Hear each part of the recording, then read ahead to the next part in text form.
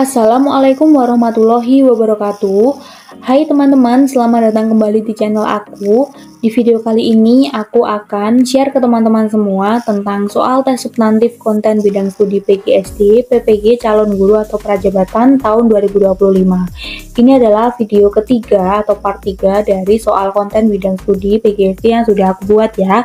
Untuk yang ini videonya aku ambil 5 mata pelajaran juga, yaitu PPKN, IPS, IPA, Matematika, dan juga Bahasa Indonesia.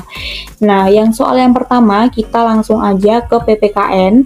Nah, di PPKN ini yang pertama yaitu adalah negara Indonesia adalah negara kesatuan yang berbentuk republik. Pernyataan tersebut tercantum di dalam Undang-Undang Dasar 1945 pasal berapa dan ayat berapa. Nah, apakah teman-teman ingat atau teman-teman lupa atau sudah hafal di mana sih pasal yang mencantumkan atau ada keterangan negara Indonesia adalah negara kesatuan yang berbentuk republik? Apakah pilihannya A, pasal 1 ayat 1, B, pasal 1 ayat 2, C, pasal 1 ayat 3, D, pasal 18. Nah, ya jawabannya yang benar yang mana nih teman-teman? Coba teman-teman pikirkan dulu atau bisa di-pause ya videonya.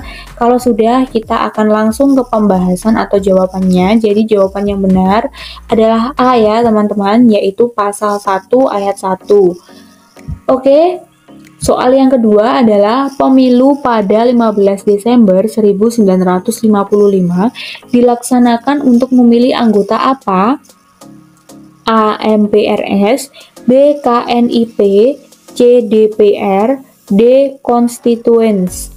Nah, di sini teman-teman harus paham betul ya, harus hafal pemilu pada 15 Desember 1955. Itu untuk memilih anggota apa? Nah, untuk pemilu ini, jawaban yang benar adalah D ya teman-teman, konstituante, untuk memilih itu. Nah, iya jawabannya do. Dan untuk soal ilmu pengetahuan sosial, nah ilmu pengetahuan sosial ini aku juga akan ambil 2 soal, karena soal yang pertama dan kedua itu menurut aku bisa jadi akan keluar di tes substantif konten bidang studi untuk PGSD, karena dulu aku juga sudah mengerjakan tes itu dan aku juga ingat soal-soalnya itu tidak jauh berbeda dari soal-soal yang sudah aku share ke teman-teman di konten bidang studi video aku kali ini. Oke, kita langsung yang pertama yaitu angklung, tifa, dan gamelan adalah nama. Nama A, lagu daerah, B, tarian adat, C, senjata tradisional, Do, alat musik tradisional. Pasti jawabannya adalah D ya teman-teman, alat musik tradisional. Nah, perlu teman-teman ketahui bahwa dulu waktu aku tes konten bidang studi, tes substantif, sebelum aku dinyatakan lolos seleksi, aku itu mengerjakan konten bidang studinya tuh ada soal jenis seperti ini teman-teman. Tapi bukan ditanyakan adalah nama apa, melainkan angklung itu daerahnya berasal dari daerah mana, tifa berasal dari daerah mana, gamelan dari daerah mana. Cuma aku lupa yang ditanyakan itu apa, yang jelas itu alat musik tradisional dan yang ditanyakan itu berasal dari daerah mana. Jadi spill juga buat teman-teman, coba teman-teman belajar lagi, hafalin secara keseluruhan gimana sih angklung, alat-alat musik tradisional, senjata tradisional, tarian adat, dan juga lagu daerah itu biasanya akan dikeluarkan. Atau nanti teman-teman bisa jadi mendapat soal yang kayak aku tadi, seperti itu. Nah, untuk soal yang kedua adalah bahasa yang disepakati oleh suatu negara yang menjadi bahasa resmi kenegaraan disebut apa? A. Bahasa daerah, B. Bahasa internasional, C. Bahasa nasional, D. Bahasa pergaulan. Nah, teman-teman pasti tahu ya ini jawabannya apa, karena sudah menjadi bahasa resmi kenegaraan ya, berarti bahasanya bahasa nasional ya teman-teman. Jawaban yang tepat adalah C. Untuk soal ilmu pengetahuan alam, yang pertama ini adalah berikut termasuk ciri-ciri hewan melahirkan kecuali. Nah, kita harus ingat-ingat lagi, hewan melahirkan tuh Ciri-cirinya gimana? Yang pasti sudah pasti ya memiliki rambut. Umumnya tidak mengandung, akan tetapi mengerami telurnya. Nah, ini jawabannya pasti salah. Jadi jawaban yang benar pastinya B ya teman-teman. Kalau C mempunyai kelenjar susu dan menyusui anaknya pasti betul. D mempunyai daun telinga. Nah, ini bisa juga teman-teman hafalin, siapa tahu akan keluar di tes substantif. Jawaban yang tepat adalah B.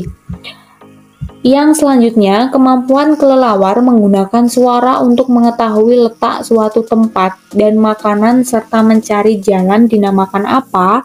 A. Mimikri, B. Ekolokasi, C. Adaptasi, D. Autotomi. Nah, ini juga teman-teman harus hafal ya. Kalau kelelawar itu apa? Yang jelas jawabannya adalah ekolokasi ya teman-teman, atau B. Untuk soal matematika, yang pertama ini kita akan bahas tentang Alea berencana menabung uang saku di sekolah yaitu 20.000.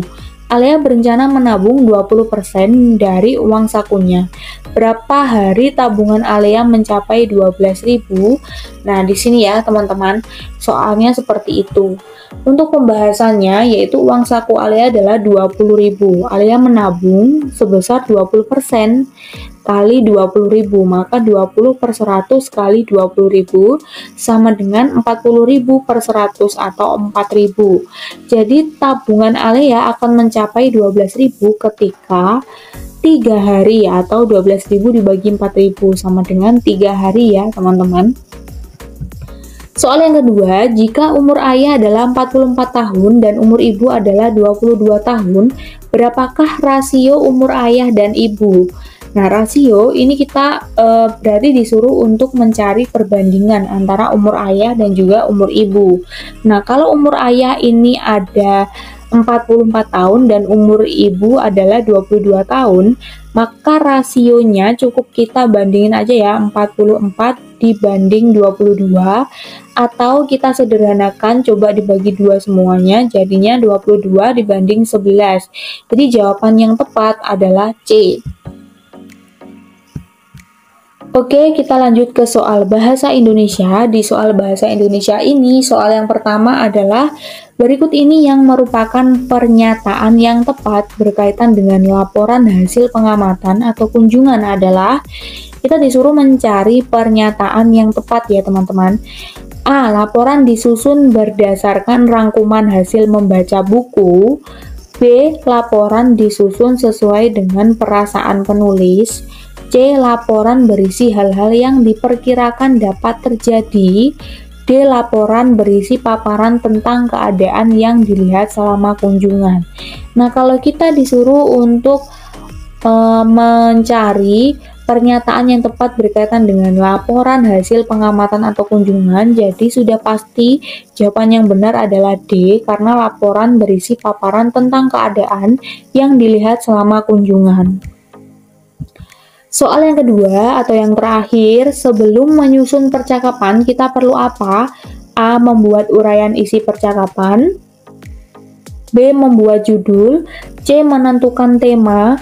D. Memperbaiki ejaan. Nah, kalau kita mau menyusun percakapan yang kita lontarkan atau kita ajukan kepada narasumber, nanti kita harus menentukan apa dulu nih teman-teman. Uraian isi percakapan, atau membuat judul, atau menentukan tema, atau memperbaiki ejaan. Nah, kalau teman-teman sudah paham dan juga sudah tahu jawabannya, kita akan langsung ke jawaban yang benar aja. Jadi jawaban yang benar adalah C, yaitu menentukan tema dulu. Karena kan kita kalau mau menyusun percakapan harus tahu ya mau membicarakan apa. Kalau kita sudah tahu mau membicarakan apa, baru kita akan bisa membuat judul atau menentukan uraian isi percakapannya apa. Nah, kalau sudah itu baru kita bisa memperbaiki ejaan kalau misalnya salah. Terus baru kita sampaikan atau ajukan kepada narasumber yang akan menjadi narasumber dalam percakapan kita. Seperti itu teman-teman. Oke, itu dulu ya teman-teman video konten bidang studi PGSD dari aku. Semoga teman-teman suka dengan video aku. Jangan lupa buat selalu dukung aku dengan cara like, komen, dan juga subscribe. Terima kasih karena sudah menonton video aku. Sampai jumpa di video aku selanjutnya. Wassalamualaikum warahmatullahi wabarakatuh.